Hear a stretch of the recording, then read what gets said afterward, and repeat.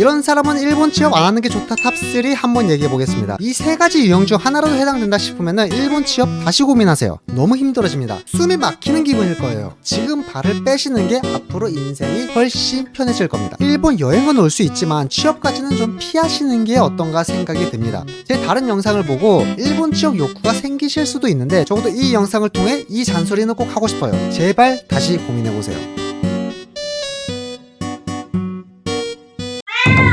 여러분 안녕하세요. 일본에서 일하는 덕진영입니다. 유튜브 댓글 중에 이런 의견이 있더라고요. 일본에 막연한 환상을 품고 오는 경우가 많다. 이런 사람들은 한국 중소기업에서 꾸준히 일하는 게 플러스다 라는 의견이요. 엄청 도발적이죠? 근데 의외로 많은 분들이 이 댓글에 좋아요를 눌렀더라고요. 그만큼 일본에서 고생하시는 한국 분들이 많다는 이야기입니다. 물론 일본 취업 안 하는 게 좋다라는 유형에 대한 기준은 너무나도 많아요. 일본어를 못하거나 외국 문화 적응을 잘 못하거나 등 여러 가지 기준이 있겠죠. 근데 그 많고 많은 기준들 중에 제가 생각하는 가장 위험한 세 가지 유형에 대해 이야기를 나눠보려고 합니다. 그럼 바로 시작할게요. 첫 번째, 처음부터 도쿄에 집착하는 분들. 솔직히 일본 하면 도쿄가 가장 먼저 떠오르잖아요. 저도 일본에 살게 된다면 도쿄에 살고 싶었어요. 그 로망을 제가 모르는 게 아니에요. 근데요, 지금은 처음부터 도쿄로 가지 않아서 운이 좋았다라고 생각하고 있습니다. 도쿄는 중심부에 가까울수록 집값이 살벌해지고 그냥 숨만 쉬어도 돈이 사라지는 곳으로 이미 유명해요. 이 부분은 제가 굳이 말하지 않아도 다들 알고 계실 거라고 생각을 합니다. 그럼에도 불구하고 많은 분들이 처음부터 도쿄를 본의로 혹은 타의로 선택을 하게 됩니다. 도쿄에는 일자리가 많거든요. 그리고 급여 역시 다른 지역에 비해 월등하게 높습니다. 이 표는 일본 도도 현부별로 월 기본급을 표시한 건데요.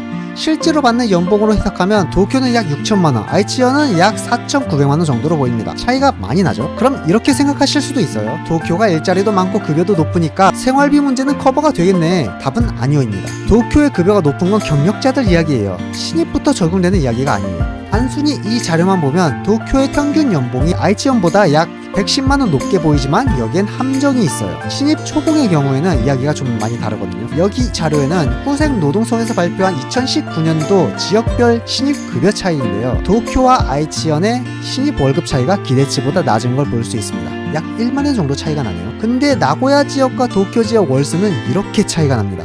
네, 말 안 해도 아시죠? 도쿄로 가고 싶은 마음은 저도 잘 알지만 어지간히 멘탈에 자신 있는 분이 아니라면 웬만해서는 다른 지역을 추천드립니다. 얼마든지 경력직으로 다시 도쿄 갈 수 있고요. 훨씬 높은 연봉으로 협상하고 주거이동 보조까지 전부 받고 가자고요. 그리고 나고야가 진짜 살기 좋은 동네예요. 그냥 그렇다고요. 두 번째, 처음부터 급여 기대치가 너무 높은 경우가 있습니다.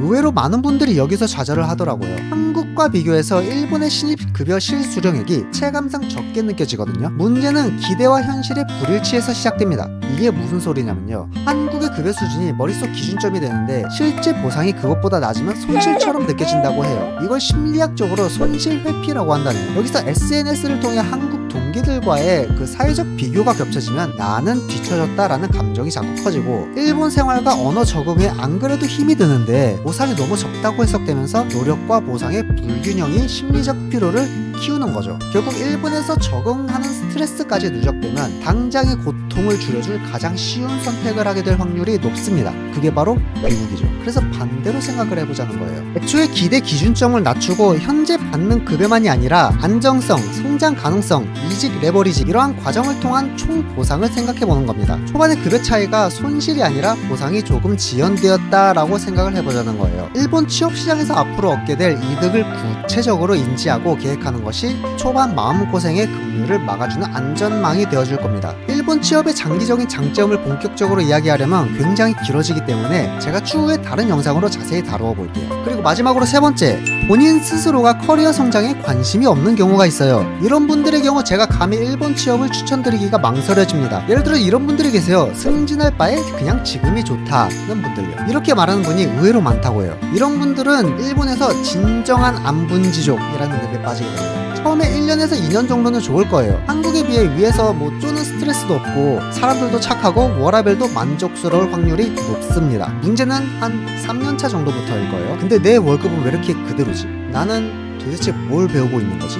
이렇게 슬슬 정신을 차리기 시작해요. 평생 서로 비교하는 문화 속에서 살아온 한국인이 이 정체된 상태를 그렇게 오래 버티지 못합니다. 반면에 일본인들은 이런 정체감에 대해서 대체로 무감하거든요. 그래서 늪에 빠지는 거예요. 주변 사람들 다 그러니까요. 괜히 안분지족의 국가라는 말이 나오는 게 아니에요. 그리고 이런 분들은 일본에서 평생 절약하는 생활을 쭉 이어가야 하는 상황에 놓이게 될 확률이 높다는 거예요. 실제로 이런 생활을 하면서 살아가는 일본인들이 제 주변에도 흔하거든요. 그냥 무난하게 나 하나 먹고 살 돈 있고 내 한 몸 누릴 집 있고 분수에 맞게 적당히 살고 싶다면 그것도 나쁘지 않은 선택이라는 건 동의를 합니다. 근데 한국인이 굳이 그 힘든 일본 적응기를 거쳐놓고 적당한 수준의 삶에 적당히 만족하고 지낼 수 있다고요? 이 SNS가 판치는 시대에서요? 아닐걸요? 솔직히 말씀드릴게요. 개인적인 사정으로 일본에 묶여서 그냥 버티고만 계신 한국인 분들도 없지는 않습니다. 그 사정이 가족일 수도 있고 일본이 너무 좋아서일 수도 있고 한국의 치열한 경쟁 사회로 돌아가기 싫어서일 수도 있겠죠. 뭐 그 외에도 많을 거예요. 저도 한국의 치열한 경쟁 사회가 싫어서 일본에 남아있던 사람 중 한 명이고요. 그럼 어떻게 해야 하는가? 그 답을 추상적으로 알려드리기보다 어떤 분의 실제 성장기를 들려드릴게요. 이야기에 앞서서 개인 스토리 인용을 허락해주신 백구소년님께 감사드립니다.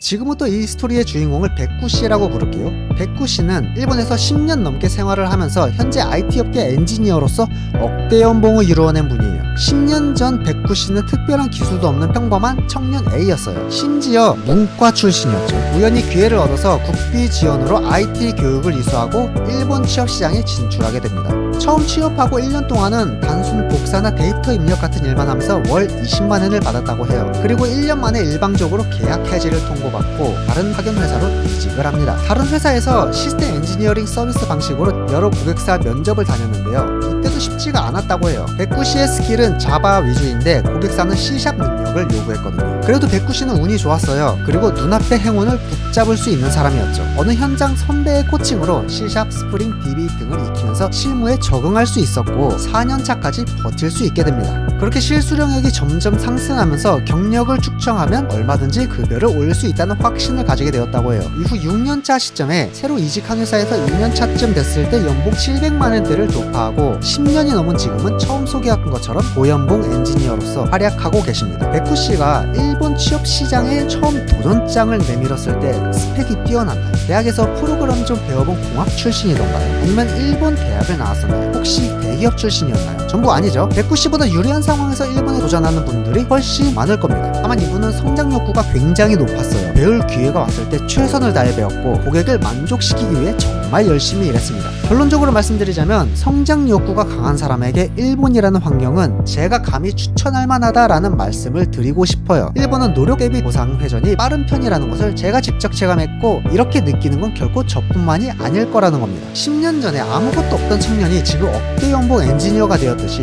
여러분도 여러분만의 스토리를 만들 수가 있습니다. 그렇다고 일본에서 삶이 결코 만만하다는 뜻은 아니에요. 하지만 준비된 사람에게는 누구보다 빠른 성장이 가능한 기회의 땅이기도 하죠. 덕진이는 여러분의 도전을 응원하고 있습니다. 오늘 영상 여기까지고요. 여러분 좋은 하루 보내시기 바랍니다.